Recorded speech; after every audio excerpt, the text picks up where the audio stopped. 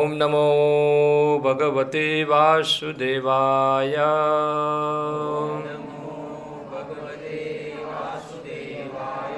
ओम नमो भगवते वासुदेवाय।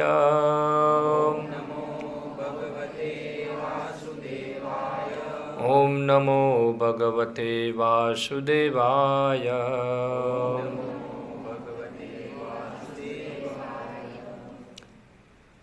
हरे कृष्णा। तो इससे पहले हमने लोगों ने देखा था गुरु की योग्यता के बारे में, इससे पहले के सत्र के अंदर। तो आज हम एक स्टेप और आगे जाएंगे और देखेंगे शिष्य की योग्यता के बारे में। आदर्श शिष्य की योग्यता क्या है। तो एक श्लोक हम पढ़ेंगे श्रीमद् भगवद गीता में से, और फिर हम इसके ऊपर चर्चा करेंगे। तो ये भगवद गीता का चौथा अध्याय और 34 नंबर का श्लोक है। तो मैं उसका पाठ करता हूँ और आप लोग मेरे पीछे दोहराइए। तत् विंदे प्रणिपातेन परिप्रश्नेन सेवया उपदेक्षन्ति ते ज्ञानं ज्ञानिनः तत्त्वदर्शिनः। तद्विद्धि प्रणिपातेन परिप्रश्नेन सेवया उपदेक्षन्ति ते ज्ञानं ज्ञानिनस्तत्त्वदर्शिनः। तद्विद्धि प्रणिपातेन परिप्रश्नेन सेवया उपदेक्षन्ति ते ज्ञानं ज्ञानिनस्तत्त्वदर्शिनः। तद्विद्धि प्रणिपातेन परिप्रश्नेन सेवया उपदेक्षन्ति ते ज्ञानं ज्ञानिनस्तत्त्वदर्शिनः। तत् विभिन्न यज्ञों के उस ज्ञान को विंदी जानने का प्रयास करो। प्रणिपातेन गुरु के पास जाकर, परिप्रश्नेन विनीत जिज्ञासाओं से, सेवया सेवा के द्वारा, उपदेक्षन्ति दीक्षित करेंगे, ते तुमको ज्ञानम ज्ञान में, ज्ञानिनः स्वरूप सिद्ध तत्व तत्व के, दर्शिनः दर्शी। अनुवाद एवं तात्पर्य कृष्ण कृपा मूर्ति अभय चरणारविंद भक्ति वेदांत स्वामी श्रील प्रभुपाद द्वारा। तुम गुरु के पास जाकर सत्य को जानने का प्रयास करो, उनसे विनीत होकर जिज्ञासा करो और उनकी सेवा करो। स्वरूप सिद्ध व्यक्ति तुम्हें ज्ञान प्रदान कर सकते हैं, क्योंकि उन्होंने सत्य का दर्शन किया है। तात्पर्य, निसंदेह आत्मा साक्षात्कार का मार्ग कठिन है, अतः भगवान का उपदेश है कि उन्हीं से प्रारंभ होने वाली परंपरा से प्रामाणिक गुरु की शरण ग्रहण की जाए। इस परंपरा के सिद्धांत का पालन किए बिना कोई प्रामाणिक गुरु नहीं बन सकता। भगवान आदि गुरु है। अतः गुरु परंपरा का ही व्यक्ति अपने शिष्य को भगवान का संदेश प्रदान कर सकता है। कोई अपनी निजी विधि का निर्माण करके स्वरूप सिद्ध नहीं बन सकता, जैसा कि आजकल के मूर्ख पाखंडी करने लगे हैं। भागवत का कथन है, धर्मम तो साक्षात भगवत प्रणीतम। धर्मपथ का निर्माण स्वयं भगवान ने किया है। अतएव मनोधर्म या सूक्ष्म तर्क से सही पद प्राप्त नहीं हो सकता। न ही ज्ञान ग्रंथों के स्वतंत्र अध्ययन से ही कोई आध्यात्मिक जीवन में उन्नति कर सकता है। ज्ञान प्राप्ति के लिए उसे प्रामाणिक गुरु की शरण में जाना ही होगा। ऐसे गुरु को पूर्ण समर्पण करके ही स्वीकार करना चाहिए और अहंकार रहित होकर दास के भांति गुरु की सेवा करनी चाहिए। स्वरूप सिद्ध गुरु की प्रसन्नता ही आध्यात्मिक जीवन की प्रगति का रहस्य है। जिज्ञासा और विनीत भाव के मेल से आध्यात्मिक ज्ञान प्राप्त होता है। बिना विनीत भाव तथा सेवा के विद्वान गुरु से की गई जिज्ञासाएं प्रभावपूर्ण नहीं होगी। शिष्य को गुरु परीक्षा में उत्तीर्ण होना चाहिए और जब गुरु शिष्य में वास्तविक इच्छा देखता है तो स्वतः ही शिष्य को आध्यात्मिक ज्ञान का आशीर्वाद देता है। इस श्लोक में अंधानुगमन तथा निरर्थक जिज्ञासा इन दोनों की भर्त्सना की गई है। शिष्य न केवल गुरु से विनीत होकर सुने, अपितु विनीत भाव तथा सेवा और जिज्ञासा द्वारा गुरु से स्पष्ट ज्ञान प्राप्त करे। प्रामाणिक गुरु स्वभाव से शिष्य के प्रति दयालु होता है। अतः यदि शिष्य विनीत हो और सेवा में तत्पर रहे तो ज्ञान और जिज्ञासा का विनिमय पूर्ण हो जाता है। ओम ज्ञान तिमिरंधस्य ज्ञानंजनशलाकया चक्षुरुन्मिलितं येन तस्मै श्रीगुरुवे नमः। श्रीचैतन्यमनोभीष्टं स्थापितं येन भूतले स्वयं रूपः कदा मह्यं ददाति स्वपदान्तिकं। वन्देऽहं श्रीगुरौ श्रीयुतपदकमलं श्रीगुरून् वैष्णवांश्च श्रीरूपं साग्रजातं सहगण रघुनाथं तं त्वं सजीवं साद्वैतं सावधूतं परिजनसहितं कृष्णचैतन्यदेवं श्रीराधाकृष्णपादान् सहगणललिता श्रीविशाखान्वितांश्च श्रीकृष्णचैतन्यप्रभु नित्यानन्द श्री अद्वैतगदाधर शिवासादि गौरभक्तवृन्द।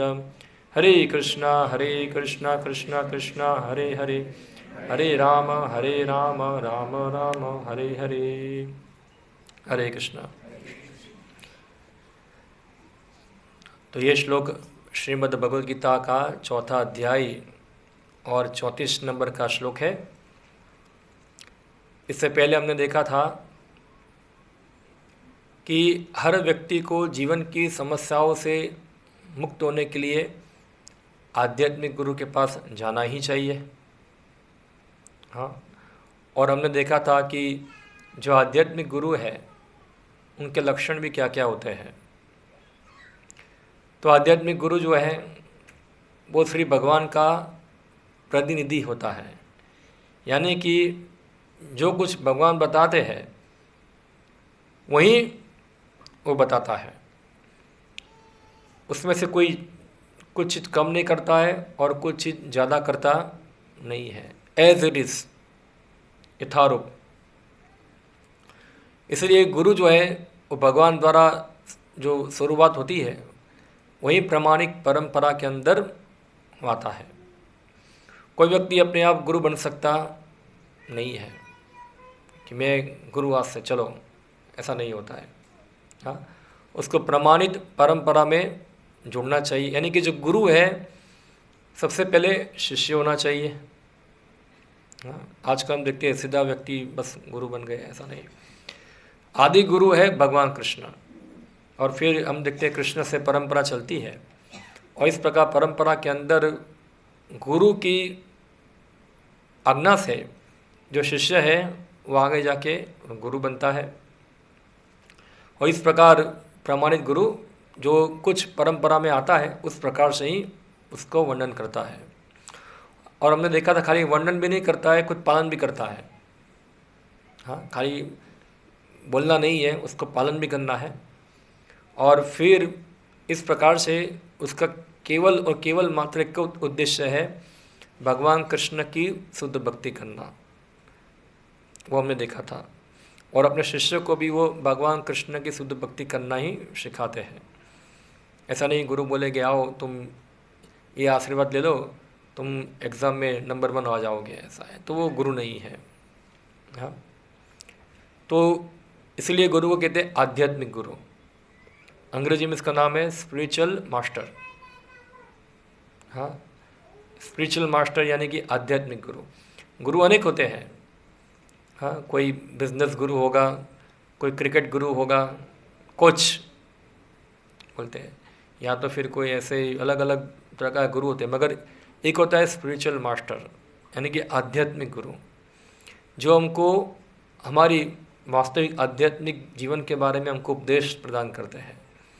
तो हमने लास्ट समय हमने देखा था ये सब, तो मैं थोड़ा रिकैप कर लिया। अभी ये श्लोक के अंदर भगवान जो है गुरु और शिष्य दोनों की योग्यता के बारे में बता रहे हैं।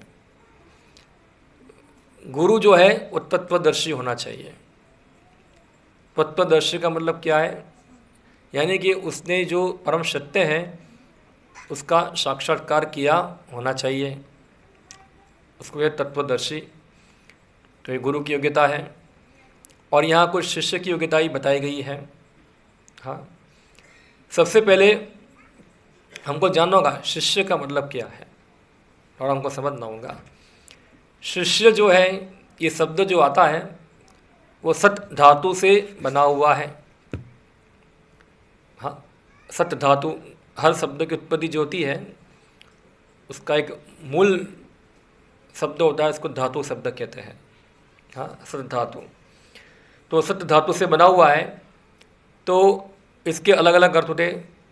सद यानी कि शासन करना, तो हम देखते एक ही धातु से अलग अलग शब्द निकलते हैं, जैसे कि शिष्य, शासन, शस्त्र। उसका जो मूल धातु शब्द है वो क्या है? शत। शत यानी कि शासन। क्या होता है? शासन। तो शिष्य, शास्त्र, शस्त्र, ये सब एक ही शब्दों से निकलते हैं। तो जो शासन यानी कि शासन होना, तो हम देखते हैं कि शास्त्र जो होते हैं वो शासन करते हैं। शास्त्र यानी कि नियम। तो हम नियम को जब पालन करते हैं तो क्या होता है? नियम हमारे ऊपर क्या करते हैं? शासन करते हैं। हम स्वतंत्र नहीं हैं, हम क्या नियम से बंधे हुए हैं। जैसे कि उदाहरण के रूप में मंदिर में आप लोग आते हैं तो एक सामान्य नियम है कि जूता बाहर निकाल के आना है, यानी कि आप जो है वो नियम से क्या है? बंधे हुए हैं। आपके ऊपर नियम जो है वो शासन करता है, आप स्वतंत्र नहीं हैं। सही बात है ना? और जूता पहन के आएगा तो क्या होगा? वो इंडिपेंडेंट बनना चाहता है, स्वतंत्र बनना चाहता है, तो फिर उसको पनिशमेंट मिलेगी। हाँ, कोई भी जगह पे कुछ नियम तो होते ही हैं। तो शास्त्र जो है, इसका अर्थ होता है कि शास्त्र जो है हमारे ऊपर शासन करता है। अगर शास्त्र की बात नहीं मानेंगे तो फिर सेकंड आता है शस्त्र। तो क्या आता है फिर? शस्त्र यानी कि हथियार आता है, उससे शासन किया जाता है। फिर अगर अब सरकार ने नियम बनाया है कि भाई गाड़ी इस प्रकार चलाना है, कोई मानने को तैयार नहीं है, शास्त्र की बात नहीं माने, तो भी क्या गया? शस्त्र। तो फिर अभी थोड़ा उसको दिखाना पड़ेगा, थोड़ा हथियार दिखाना पड़ेगा वहाँ। तो दो चीज़ है, शास्त्र और शस्त्र यानी कि शासन।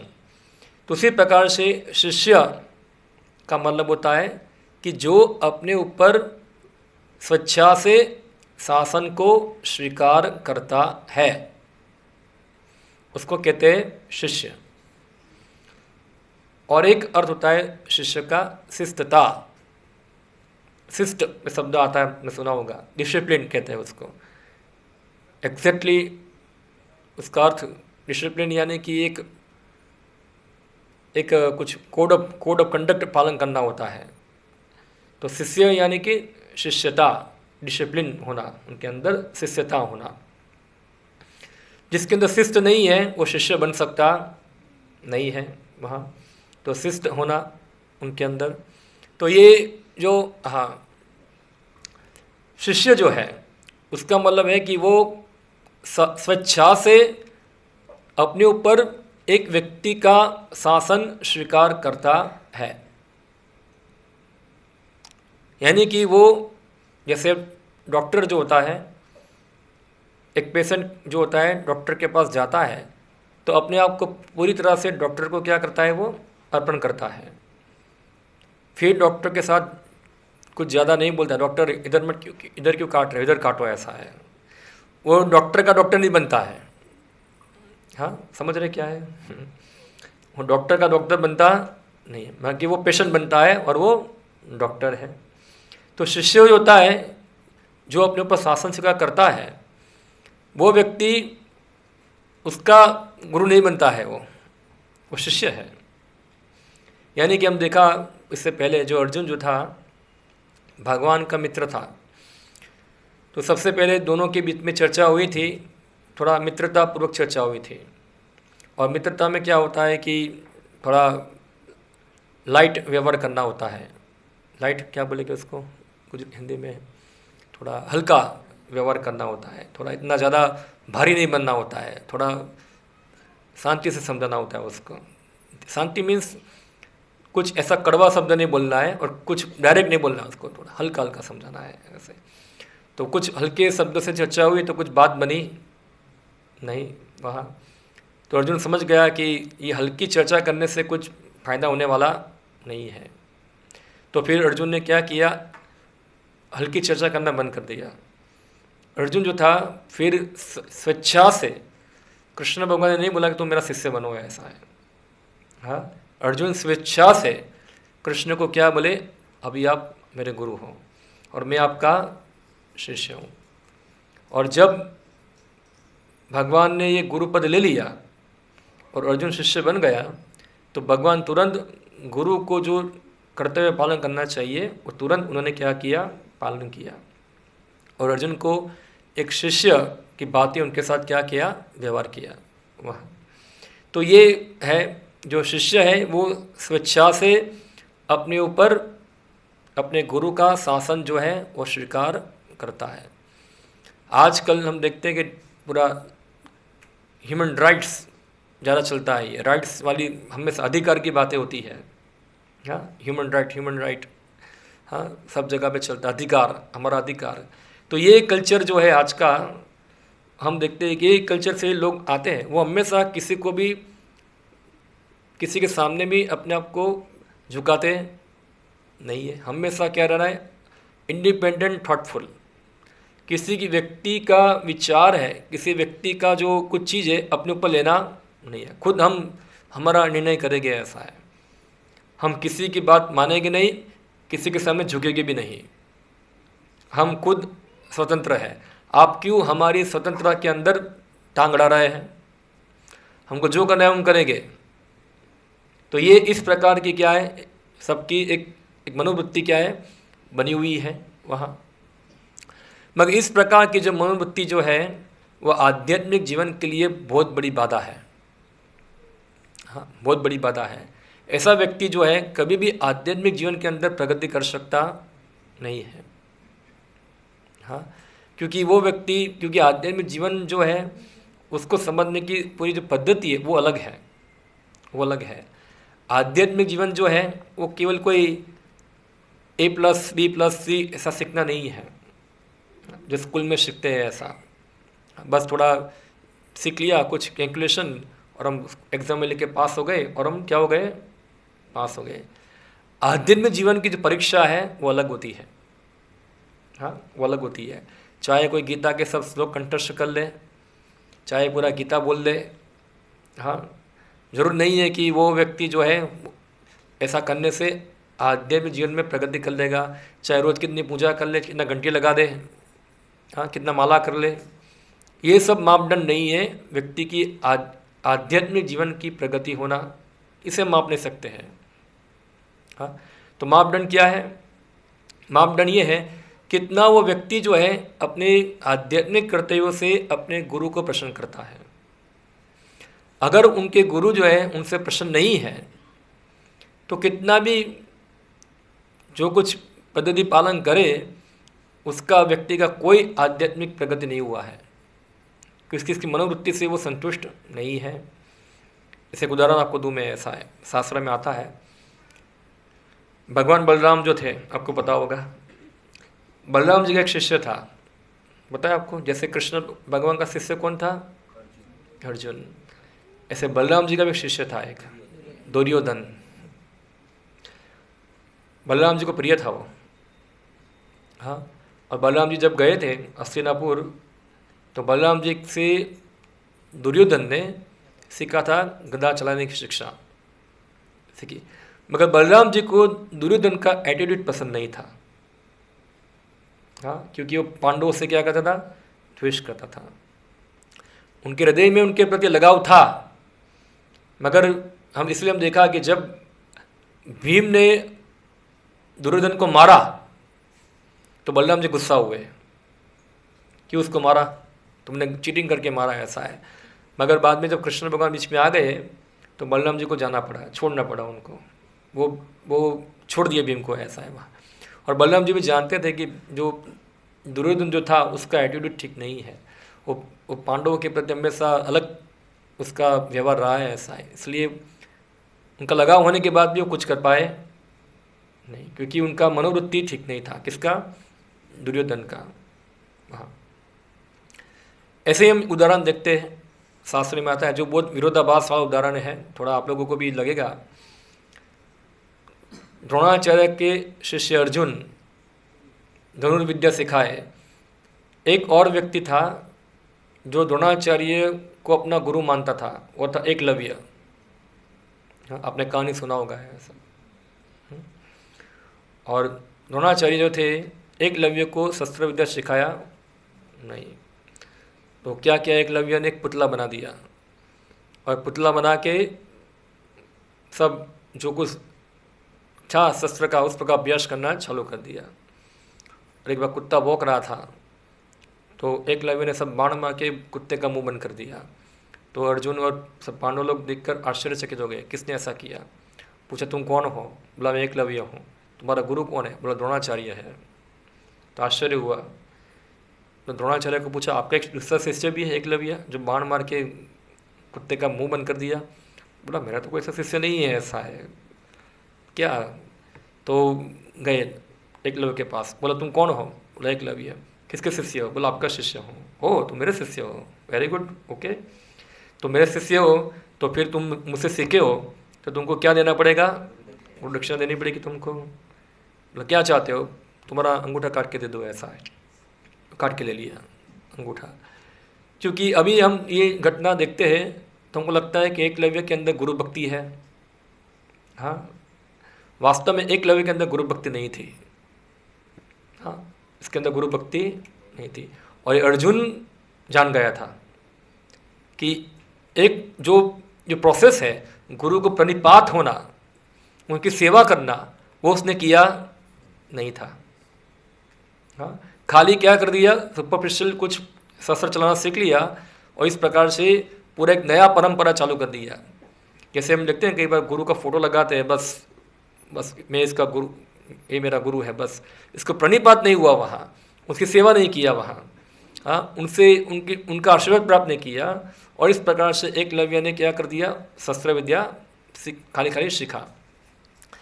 भले ही वो स्किल में अच्छा हो, मगर स्किल जो है वो महत्वपूर्ण नहीं है। महत्वपूर्ण है मनोवृत्ति, वो ज़्यादा महत्वपूर्ण है।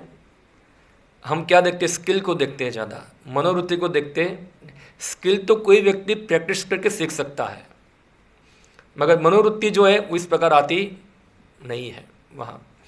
तो द्रोणाचार्य जान गए कि आगे जाके क्या होगा, लोग जो इस प्रकार से गलत उदाहरण प्रस्तुत करेंगे तो इसको रुकना चाहिए यहाँ, इसलिए उसका अंगूठा काट लिया। और एकलव्य ने अंगूठा दिया तो उसने एक गुरु के प्रति समर्पण की भावना से नहीं दिया था, एक बस एक मोरल सदाचार के रूप में दिया है, ऐसा है। तो ये दिखा रहा है, इसलिए अर्जुन जो थे वो ये चीज़ जान गए थे, इसलिए गलत गुरु और गलत शिष्य परंपरा ना बने आगे, इसलिए इसको रोक दिया वहाँ उधर, ये रोकना जरूरी था।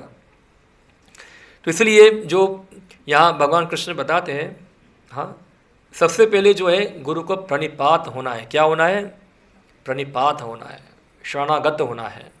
जब तक कोई प्रणिपात नहीं होता है तब तक वो शिष्य बन सकता नहीं है। हाँ, प्रणिपात होने यानी कि उनकी शरण में जाना और तो फुल्ली उनका शरणागति लेना। तो यहाँ बताए शिष्य को गुरु के सामने अपने आप को मूर्ख मानना चाहिए।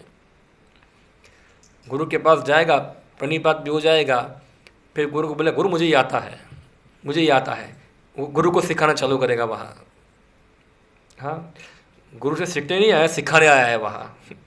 तो ये क्या, ये मनोवृत्ति जो है वो योग्य, ये शिष्य की योग्यता नहीं है। उसको सीखना है, सिखाना नहीं है। हाँ, भले ही वो जानता हो मगर सीखो, कुछ नहीं जानता है वो, उसको सीखना है वहाँ। और जो भी कुछ उसने उधर उधर सुना हुआ है वो सबको जीरो करके उसको क्या करना है, वास्तविक गुरु से शिक्षा ग्रहण करनी है। हाँ, अगर शिष्य अपनी बात को पकड़ कर रखता है तो उसका हृदय एक नंबर क्या हो जाए, एक बंजर जमीन की तरह हो जाता है। शिष्य जो है अपना जो पूर्वग्रह है वो उसको पकड़ कर रखेगा। अगर गुरु उसको उसके जो डाउट्स है, शंकाएँ जो है उसको क्लियर कर रहे हैं, मगर फिर भी गुरु जो है अपना शिष्य जो है अपना पूर्वाग्रह उसको पकड़ कर रखता है, जो इधर उधर सुना हुआ है उसने, तो जो चर्चा विचारना हो रही है वो फलदायक होगी नहीं। कैसे होगी? जैसे बंजर जमीन है, उसके अंदर बीज बोने से कुछ फ़ायदा नहीं है। और इसी प्रकार से एक बांझ स्त्री है, वो कुछ बच्चे पैदा कर सकती नहीं, तो ऐसे बंजर हो जाता है पूरा। तो ऐसे शिष्य बंजर जैसे होते हैं जो पूर्वाग्रह लेके आते हैं। हाँ, शिष्य को गुरु के सामने ब्लैंक स्लेट होना चाहिए। कैसा होना चाहिए? ब्लैंक स्लेट, पूरा पूरा क्लीन होना चाहिए। फॉर्मेट मान के आना चाहिए दिमाग को, पूरा दिमाग के अंदर उल्टा सीधा सब जो भी कुछ है उसको निकाल दो वहाँ। और किस प्रकार जाना चाहिए, तो एक उदाहरण है यहाँ, ये चित्र में आप देख सकते हैं। चैतन्य महाप्रभु है और उनके एक भक्त थे सनातन गोस्वामी, ऐसा है। अभी देखो, सनातन गोस्वामी जो थे उस समय के अंदर, आज से 525 साल पहले, बंगाल का राजा था नवाब हुसैन शाह, उनके प्राइम मिनिस्टर थे। बहुत बड़ा पद था उनका। हाँ, मंत्री थे, इतना बड़ा पद था, इतने विद्वान थे, बहुत सारी भाषाएं जानते थे, उतना धन था उनके पास। 4 बोट भर के सोना था उनके पास, 4 बोट भर के सोना, इतना धनवान थे वो लोग। मगर क्या हुआ, चैतन्य महाप्रभु को मिलने के बाद अपना पद छोड़कर, अपना धन छोड़कर, क्या है, वो चैतन्य महाप्रभु के पास गए। कैसे गए? तो एक घास का तिलका अपने मुंह में डाल के गए और चैतन्य महाप्रभु के सामने दंडवत करके वो गिर गए।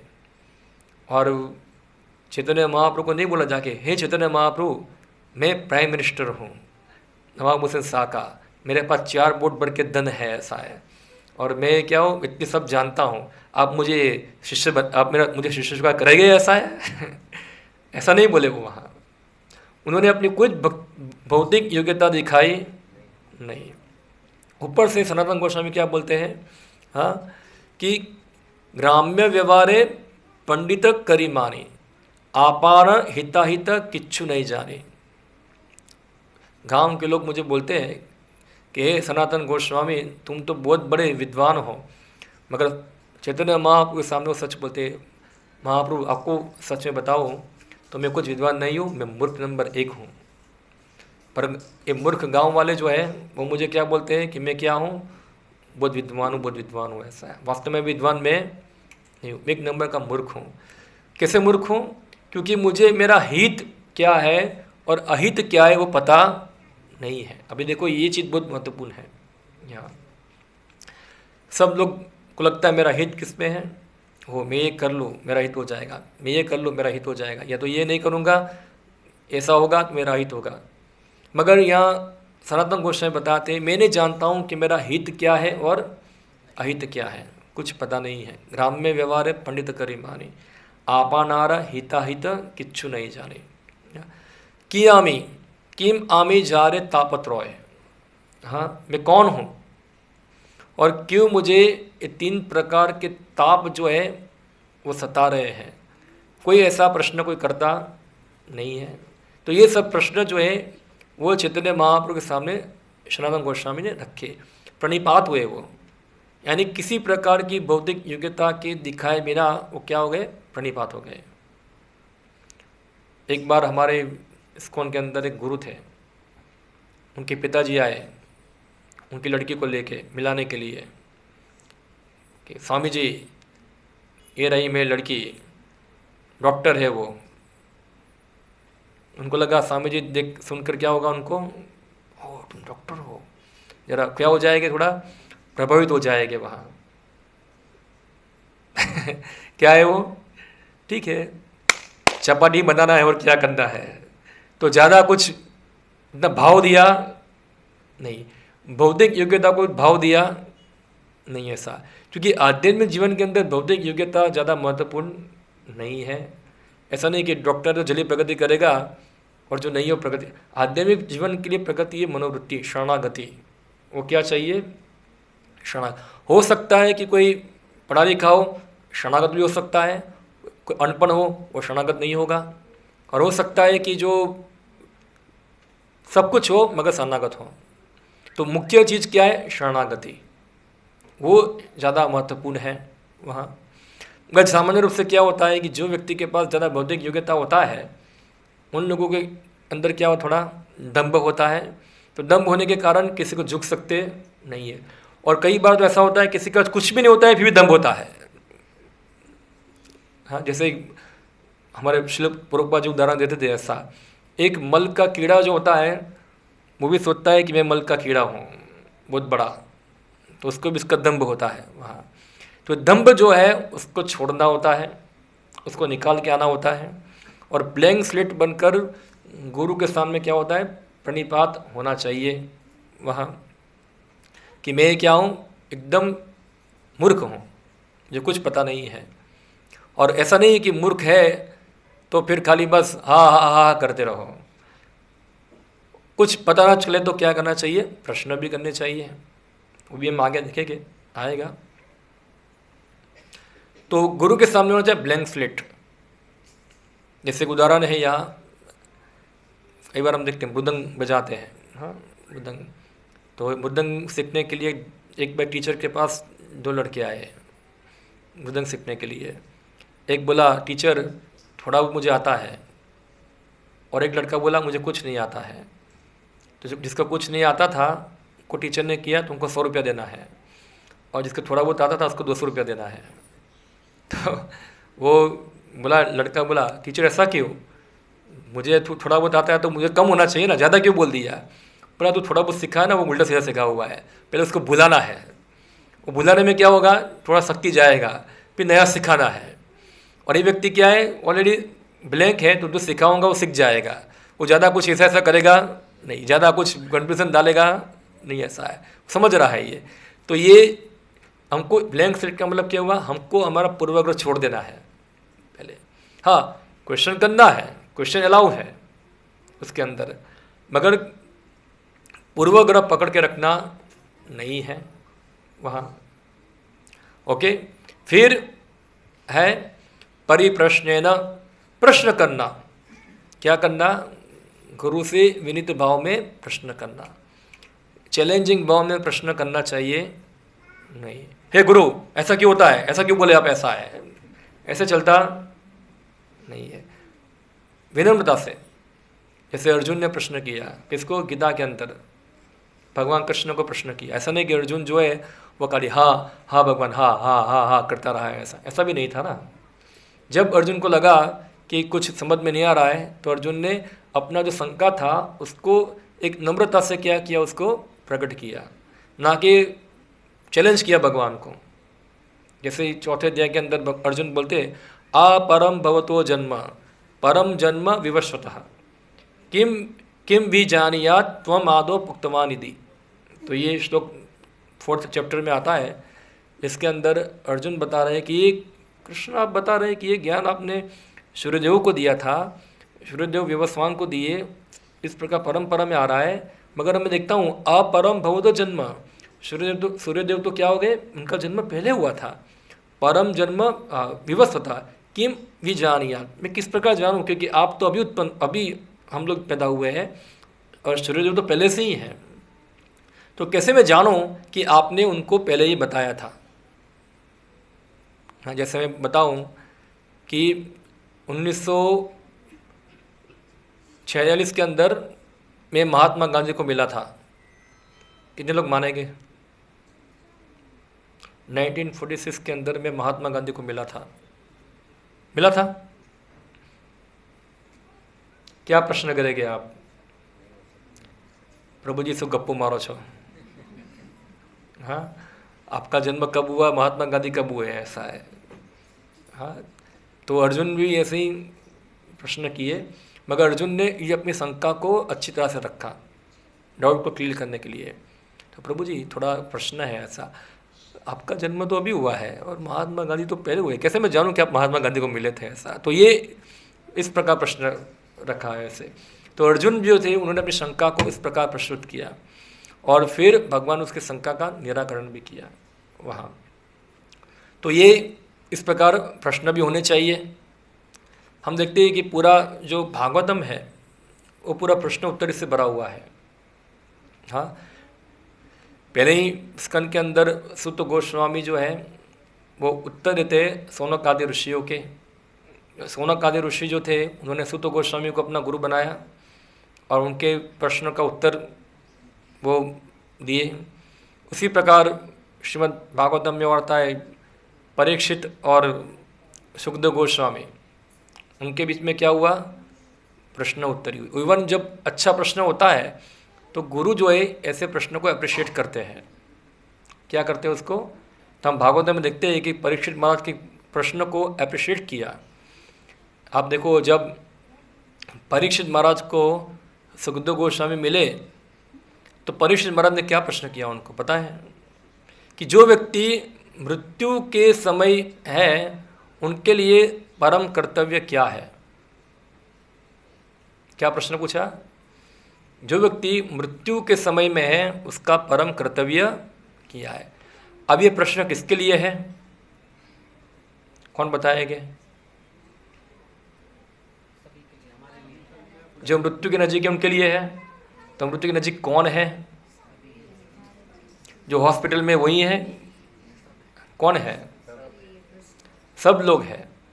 सभी लोग क्या है, मृत्यु के नज़दीक है। तो जो लोग मृत्यु के धरातल पे है उनका परम कर्तव्य क्या है, तो ये प्रश्न पूछा, अच्छा प्रश्न था।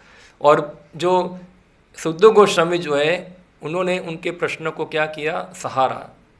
वाह, वेरी गुड। ऐसा प्रश्न ही मानव समाज के लिए क्या है, कल्याणप्रद है। वरना गुरु के पास जाके पूछेगा ऐसा कि गुरु आज शेयर मार्केट में क्या दाम चल रहा है थोड़ा, हाँ, या तो गुरु एग्ज़ाम में कैसे ज़्यादा मार्क आ जाए, ऐसा है। हाँ, कैसे गुरु जी पेट में दर्द होता है कैसे दूर करूँ, ऐसा है। तो ये सब फालतू क्वेश्चन जो है वो करने चाहिए नहीं। जो वास्तव में आध्यात्मिक जीवन के लिए आवश्यक है वो प्रश्न होने चाहिए। ठीक है, वो सामान्य चर्चा कर सकते हैं, ऐसा है, मगर वो मुख्य चीज़ नहीं है। मुख्य चीज़ क्या है, आध्यात्मिक ज्ञान को सुनना।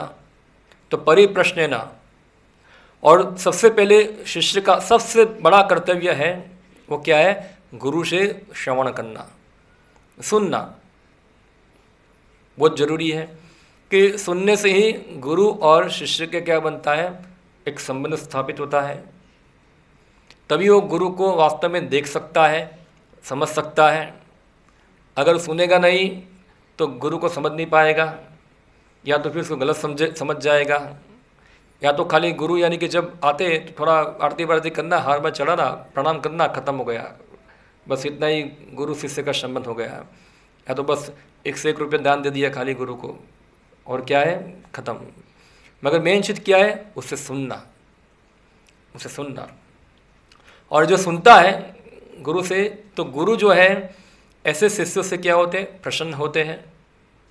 हाँ, ऐसे भागवत में बहुत सारा उदाहरण मिलता है कि जब मैत्रेय ऋषि विदुर जी जो थे, उन्होंने मैत्रेय ऋषि से सब जिज्ञासा किया आध्यात्मिक प्रश्नों के बारे में, वो प्रसन्न हो गए, बहुत बहुत प्रसन्न हुए। हाँ, कि यही अच्छा प्रश्न है। हम देखते जो भी व्यक्ति आध्यात्मिक प्रश्न करता है उसको गुरु अप्रिशिएट करते हैं कि ऐसी जिज्ञासाएं गुरु को भी सेवा करने का अवसर प्रदान करती है। वाह, तो मैत्रेय मुनि क्या किया, उसको अप्रिशिएट किया प्रश्न को। हाँ, तो ये इंक्वायरी जो है वो इस प्रकार होनी चाहिए जिससे हमारा आध्यात्मिक कल्याण हो। जो हमारा शंका है, डाउट है, वो सब कुछ हमको आध्यात्मिक प्रगति के उद्देश्य से रखना चाहिए वहाँ। तो इस प्रकार परिप्रश्न होना चाहिए, चैलेंजिंग मूड में नहीं। किस प्रकार प्रश्न होने चाहिए, श्रेयस, तो 2 है, श्रेयस और क्या है, प्रेयस। श्रेयस का मतलब होता है कि परम कल्याण, और प्रेयस का मतलब होता है क्षणिक कल्याण। तो हम लास्ट टाइम में श्लोक पढ़ा था, तस्मात् गुरु प्रपद्यते जिज्ञासो श्रेय उत्तम। उत्तम जिज्ञासा के लिए हमको गुरु के पास जाना चाहिए, श्रेयस। फिर क्या करना है, खाली प्रश्न नहीं पूछना है गुरु के पास जाके, खाली सुनना भी नहीं है, खाली क्या करना है, फिर उनकी सेवा भी करना है, उनकी सर्विस भी करना है। जैसे आप ये चित्र में देखिए, हमारे इस्कॉन के संस्थापक आचार्य श्रील प्रभुपाद जी, एक शिष्य उनकी पैरों की मालिश कर रहा है वहाँ। अभी कोई बोलेगा, है देखो कितना घमंडी है, अपनी सेवा कराता है। वास्तव में वो अपनी सेवा नहीं कराता है, वो शिष्य से सेवा लेके उनकी सेवा कर रहे हैं। तो ये थोड़ा अलग चीज़ है। जैसे शुरुआत में क्या होता है कि माता पिता बच्चों की सेवा करते हैं, होता है ना, बच्चों को खिलाना पिलाना सब करना होता है। पर जब बच्चे बड़े हो जाते हैं तो उनका कर्तव्य क्या होता है, माता पिता की सेवा करना। तो इसी प्रकार गुरु जो है अपने बच्चे को बड़ा करते हैं। हाँ, धीरे धीरे उनको सिखाते हैं, उनको बड़ा करते हैं, और फिर जब शिष्य जो हैं वो बड़े हो जाते हैं, फिर उनका कर्तव्य बनता है कि अपने गुरु की सेवा करना। सेवा तो चलती है, छोटे होते भी सेवा होती है, ऐसा नहीं कि छोटे बच्चे माँ बाप की सेवा नहीं करते हैं। वो खाली 1-2 साल जब दूध पीते हैं तब नहीं करते हैं, जब बड़े होते हैं तो भी थोड़ा थोड़ा कुछ तो करते ही हैं वहाँ। आजकल नहीं करते, पहले करते थे। आजकल तो बोले मम्मी पानी लाओ, तो मम्मी पानी लेके आ जाएगी वहाँ। हाँ, मम्मी ये लाओ, मम्मी वो लाओ, मम्मी नौकर है तो सब लेके आएगी वहाँ। तो ठीक है, मम्मी की सेवा करेगी, ऐसा है, मगर उससे उस बच्चे का कल्याण होगा नहीं। पर जब बच्चा बड़ा होता है तो नहीं बोले मम्मी पानी लेके आओ, ऐसा है। फिर वो क्या करना है, उसको मम्मी को जाके पानी देना चाहिए वहाँ, ना कि मम्मी बेचारी बूढ़ी हो गई है वो पानी लेके आएगी, लो बेटा पानी पी, ऐसा है, या बेटा तो खा। आजकल भी ऐसे है, वो बड़े बड़े हो जाते हैं फिर मम्मी मम्मी करते हैं ऐसा।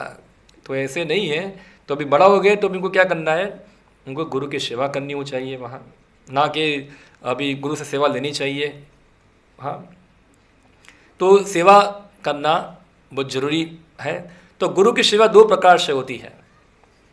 2 प्रकार से सेवा होती है उनकी, एक उनकी वपु सेवा और एक होती है उनकी वाणी सेवा। हाँ, वपु सेवा यानी कि उनके व्यक्तिगत सेवा करना, उनकी व्यक्तिगत सेवा करना। जैसे कि यहाँ हम देख रहे हैं, उनका मालिश करना, उनके लिए पानी गर्म करना, उनके लिए कुछ कपड़े धोना, उनके लिए भोजन पकाना, उनको सर्विस करना, उनकी थाली साफ करना, या जो कुछ उनकी व्यक्तिगत सर्विस जो है वो करना। और एक है वाणी सेवा। वाणी सेवा का अर्थ है जो कुछ भी गुरु बताते हैं उसको पालन करना, उस प्रकार जीवन जीना, पालन करना, जीवन जीना, और उस प्रकार से प्रचार भी करना, उसको क्या कहते हैं, वाणी सेवा। अभी वपु सेवा सब लोग कर पाएंगे नहीं। अभी सपोज एक गुरु के 1000 शिष्य है और 1000 शिष्य पेट दबाने जाएंगे तो क्या होगा, गुरु का गला दबा देंगे, ऐसा है वहाँ जाके, तो सेवा नहीं होगी, वो क्या होगा, बर्बादी हो जाएगा वहाँ जाके, उसको मार देगा वहाँ जाके, हाँ गला दबा देंगे। इसलिए सबको शायद ये अवसर नहीं मिलेगा, मगर वाणी सेवा का अवसर तो सबको मिलता ही है। और वपु सेवा जो वर्तमान समय में गुरु जब अपने प्रकट अवस्था में होते हैं तब कोई व्यक्ति कर सकता है। जब गुरु अप्रकट हो जाएंगे यानी कि धरातल से चले जाएंगे यहाँ से, तब भी वाणी सेवा का अवसर रहता है, तब भी वाणी सेवा खत्म होती नहीं, क्योंकि वाणी सेवा सनातन रूप से व्यक्ति करता है। और इस प्रकार से हमेशा वो अपने गुरु से क्या होता है, जुड़ा रहता है। जब तक वो वाणी सेवा करेगा तब तक वो गुरु से जुड़ा हुआ है। जैसे ही वाणी सेवा करना बंद कर दिया वो कट हो गया, वहाँ से कट हो गया उधर से।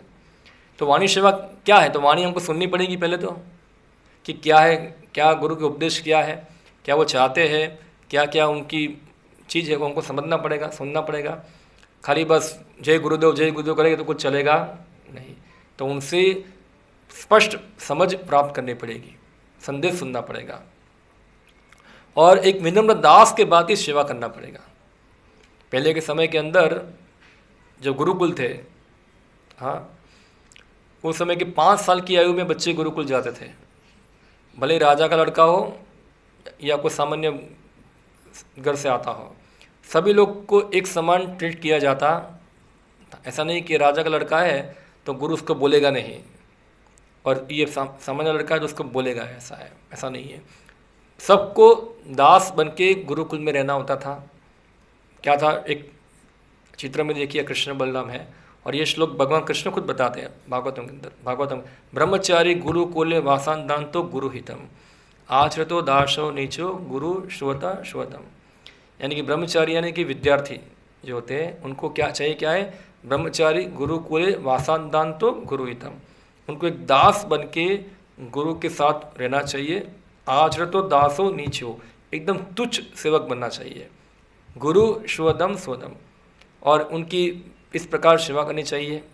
जब तक गुरु बुलाएगा नहीं खाना खा लो तब तक खाना नहीं है, ऐसा नहीं गुरु के साथ जीवाजोरी करेंगे, ऐसा है। वहाँ एकदम नम्र बन के रहते हैं, भले ही कितने बड़े भी क्यों ना हो, मगर वो इस प्रकार एक तुच्छ सेवक, जो कुछ भी बताए वो करने के लिए तैयार रहते हैं। ऐसा कोई गुरु बोलेंगे चलो अब ये काम कर लो, गुरु नींद आ रही है, सब नहीं करूँगा, बाद में करूँगा, ऐसा नहीं करते हैं। हाँ, तैयार है करने के लिए हमेशा, हाँ, रेडी है। तो ये शिष्य बनने की योग्यता है। उनके मुंह में से कभी ना शब्द आता नहीं है। ऐसा नहीं खाली ब्रह्मचारी के लिए, जिन लोगों ने भी गुरु को स्वीकार किया है उन सब के लिए है ये। हाँ, गुरु बोलेगा मुझे एक चाहिए, एक काम करो गुरु कल जाके लेता हूँ, ऐसा अभी तब रह लो, चला लो, ऐसा है। ऐसा हम देखो महाभारत के अंदर भी स्टोरी आती है। एक शिष्य था जिसका नाम था आरुणि, सुना है आप लोगों ने? हमको पढ़ाई में आता था, छोटे थे तब आता था। एक बार उनके गुरु ने उसको भेजा, जाओ खेत में जाके देखो बारिश गिर रही, पानी तो नहीं घुस रहा है ना क्या इसके अंदर। तो गया उधर खेत में, तो क्या वो खेत का क्यारा टूट गया, तो उससे पानी आ रहा था। मिट्टी बहुत डाला मगर पानी गया नहीं, बहुत रोकने का प्रयत्न किया, फिर क्या किया, वो सो गया उधर सो गया उधर। तो पानी क्या हुआ, सब अटक गया, पूरी रात सोता रहा हुआ। हाँ, सुबह उनके गुरु ढूंढने के लिए निकले, कहाँ है कहाँ है कहाँ है, तो फिर अरुण ने सोया हुआ था, हो उसको उठाया, तुम इतने अच्छे सेवा किया, तो गुरु से क्या हो गए, प्रश्न हो गए। ऐसे 2-3 स्टोरी आती है महाभारत के। एक आरुणि की है, दूसरा नाम मैं भूल गया। तीनों मित्र थे, एक ही गुरुकुल में पढ़ते थे। शुरुआत में आती है स्टोरी। तो ये चीज़ हमको दिखा रहे हैं ऐसा कि किस प्रकार से एक दास के प्रति सेवा करना है। ऐसा नहीं कि मेरे से नहीं होगा, मैं नहीं करूँगा, ऐसा सब क्वेश्चन नहीं होते हैं वहाँ। शरणागति के मतलब क्या है कि कई बार गुरु परीक्षा भी करते हैं कि वास्तव में करने को तैयार है कि नहीं है, वो चेक करने के लिए, करेगा कि नहीं करेगा, उसका मनोभाव चेक करने के लिए। हाँ, मुझे अनुभव है ऐसा। एक बार कितने साल पहले, आई थिंक 5 साल पहले, मेरे जो गुरु हैं महाराज है, ऐसा है, यानी कि मेरे जो गुरु भाई हैं वो मुझे रात को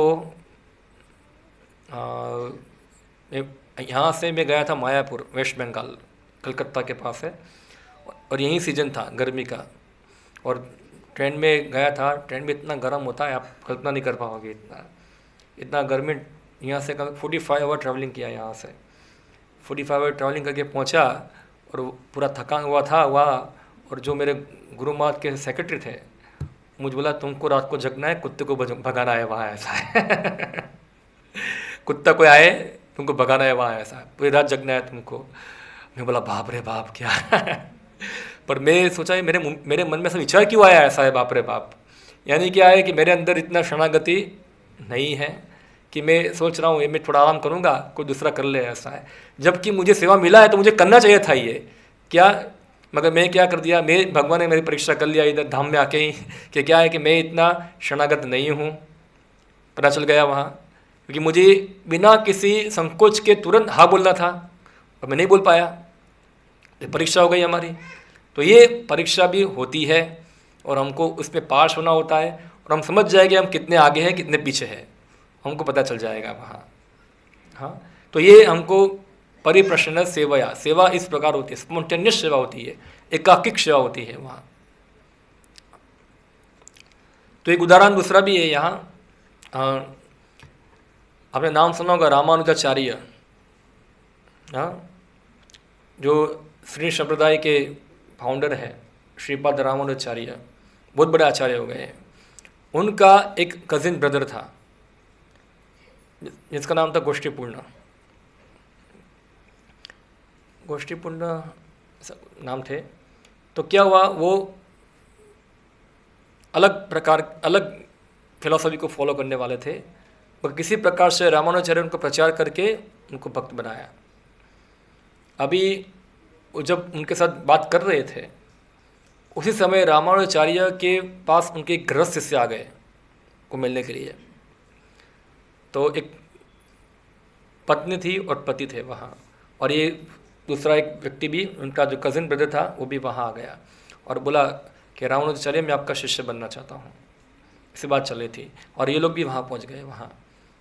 तो अभी बात चली रही थी, तो जो औरत थी वो अपने गुरु को बोली, गुरु मेरा भक्ति नहीं हो पा रहा है इतना, क्यों, घर में बहुत काम है, ऐसा है, बहुत काम है, बहुत काम कराते, सास बहुत काम कराती है कुछ नहीं हो पाता है, ऐसा है। तो रामानुजाचार्य क्या बोल दिए, ठीक है उस शिष्य को तुम जाओ उनके घर, सब काम करना है, ऐसा है। वहाँ जाके जो आया था उसको तुरंत काम भेज दिया, और जो व्यक्ति जो था वो बहुत बड़ा विद्वान था, बहुत बड़ा स्कॉलर था, ऐसा बहुत शास्त्र का प्रकांड पंडित था, ऐसा है। उसको बोल दिया तुम जाओ, वो जो काम बोले तुम करो वहाँ जाके, उसका नौकर बन के रहो वहाँ। और वो कुछ बोला नहीं, चला गया वहाँ। और फिर वो पानी बनना है तो पानी नर में से नहीं आता था पहले, ऐसा है। वो पानी बनने कहाँ जाना पड़ता है, कुएं में या तालाब में जाना पड़ता है।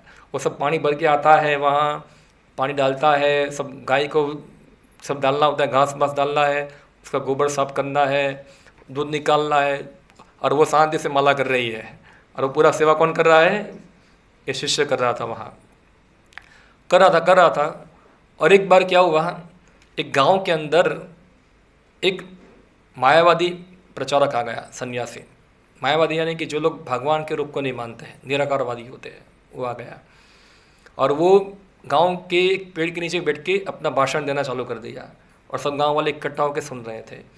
और ये पानी भर के जा रहा था वहाँ से, तो उसने देखा वहाँ, क्या बोल रहा है ये, कुछ अनासनप बोल रहा है। तो उसे सहा गया नहीं, तो बोला महाराज जी आप जो यहाँ बता रहे हैं थोड़ा कुछ उसमें गड़बड़ी है। तो वो बोला तू क्या गवार जानेगा, तुमको पता है तू पानी भर के अपना काम कर, ऐसा है। फिर उसने तो अपना, तो जानता था, विद्वान था पूरा, ऐसा है, उसने पूरा प्रयास कर दिया शास्त्रार्थ के अंदर और हार गया। फिर उस समय रामानुजाचार्य भी आ गए, और रामानुजाचार्य आए तो सब गांव वाले बोले कि एक व्यक्ति देखो इतना गाय का गोबर साफ करता है, सब इतना बड़ा विद्वान को हरा दिया उधर, ऐसा है वहाँ। बोला कैसे उनको हुआ, तो वो व्यक्ति जवाब दिया मेरे गुरु की कृपा से। किससे, क्योंकि इनकी सेवा का मैं उनकी सेवा कर रहा हूँ मैं, तो उससे क्या है कि मैं उसको शास्त्रार्थ में हरा पाया। उसी प्रकार श्रीमान रामानुजाचार्य खुद वो उनके गुरु को प्राप्त करने के लिए 17 बार गए। कितनी बार, 17 बार रिजेक्ट किया उनको इसको रामानुजाचार्य को 17 बार रिजेक्ट किया। जाते हर बार गुरु आपसे दीक्षा चाहिए, नहीं मिलेगी, जाओ। आ गए, गुरु आपसे दीक्षा चाहिए, जाओ। 17 बार रिजेक्ट कर दिया उनको, फिर भी वो बार बार जाते रहे। बाद में 18वीं बार गए वहाँ, और 18वीं बार गए तो क्या हुआ, वो गुरु का हृदय क्या हुआ, पिघल गया। और क्या दिया उनको, दीक्षा दिया उनको। फिर बोला देखो एक शर्त है, तुमको एक मंत्र बता रहा हूँ और किसी को बताना मत, क्योंकि ये मंत्र सुन के क्या हो जाएगा, सबका उद्धार हो जाएगा, तुम किसी को बताना मत। जैसे ही गुरु से दीक्षा ग्रहण किया, सीधा रामानुजाचार्य दौड़े दौड़े एक गांव के ऊपर चढ़ गए और जोर से चिल्लाए, आपको एक मंत्र बताने जा रहा हूँ जो सुन के आप क्या हो जाएगी, आपका उद्धार हो जाए। और जोर से बोला ओम नमो नारायणाय, जोर से क्या किया, उच्चारण किया। गुरु ने तुमको मना किया था तो क्यों बोल दिए तूने गुरु का अवज्ञा किया। वास्तव में रामानुजाचार्य गुरु का अवज्ञा नहीं किया, वो गुरु खाली बाह्य बोल रहे थे। गुरु चाहते थे कि ये क्या करे, उसका प्रचार करे वहाँ। तो रामानुजाचार्य इसके भाव को समझ गए क्या है गुरु के अंदर से। इस प्रकार से उन्होंने क्या किया, तो गुरु संतुष्ट हुए उनसे कि ये व्यक्ति अपने उद्धार के लिए कार्य करने वाला, वो दुनिया का उद्धार करना चाहता है, इसलिए ज़्यादा उन्नत है, तो अपना स्वार्थी नहीं है ये। तो गुरु की परीक्षा में क्या हो गए, वो पास हो गए। ऐसे ही हम देखते हैं कि श्रील प्रभुपाद के गुरु थे भक्ति सिद्धांत सरस्वती महाराज जो थे, बहुत विद्वान थे। हाँ, बहुत विद्वान थे।